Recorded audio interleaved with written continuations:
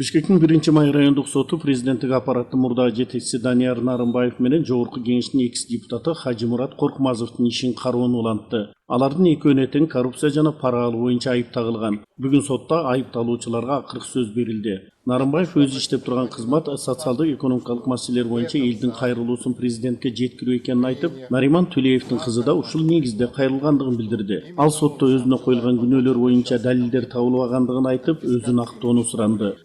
С предъявленным обвинением я не согласен.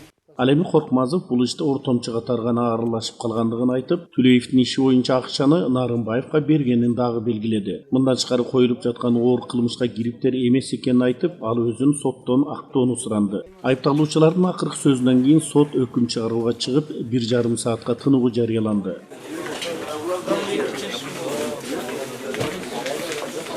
Айта кетсек, мамлекеттик айыптоочулар Данияр Нарымбаевди 12,5 жылга, Жогорку Кеңештин мурдагы депутаты Коркмазовду 12 жылга үй мүлктөрүн мамлекетке алуу менен эркинен ажыратууну суранган. Бул иште Коркмазов Нариман Төлеевдин мүлкү боюнча соттун чечимин жеңилдетүү максатында анын кызынан $100,000 пара алып жаткан жеринен июль айында кармалган. Анда ал пара Данияр Нарымбаевга арналгандыгын билдирген болчу.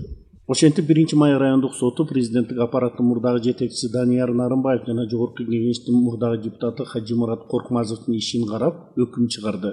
Ага ылайык Нарымбаевдин үй мүлкүн конфискациялап, 3 жыл күчөтүлгөн тартипте абакка кести. Ал эми Коркмазовдун үй мүлкүн конфискациялоо менен 1,5 жылга кести. Мында алардын убактылуу жайда кармалып турган ар бир күнү 3 күнгө эсептеле турган болду.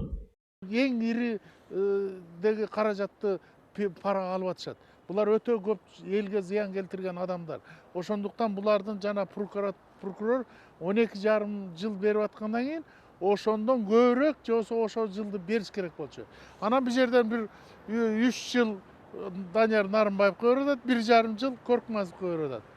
Ошо бул жерден эң калыстык жок болуп калды. Бул жерден сүйлөшүү болуп калды. Азыр булар 1 ай, 2 ай жатары менен түрмөдөн кайра бошоп кетишет. Бирок Данияр Нарымбаевга карата соттун өкүмүнө каршы адвокаттары Бишкек шаардык сотуна арыздана тургандыгын билдиришти. Алар аны толук актоону талап кылышууда. Ханыбек Темиров, Саясаткейчи маалымат порталы.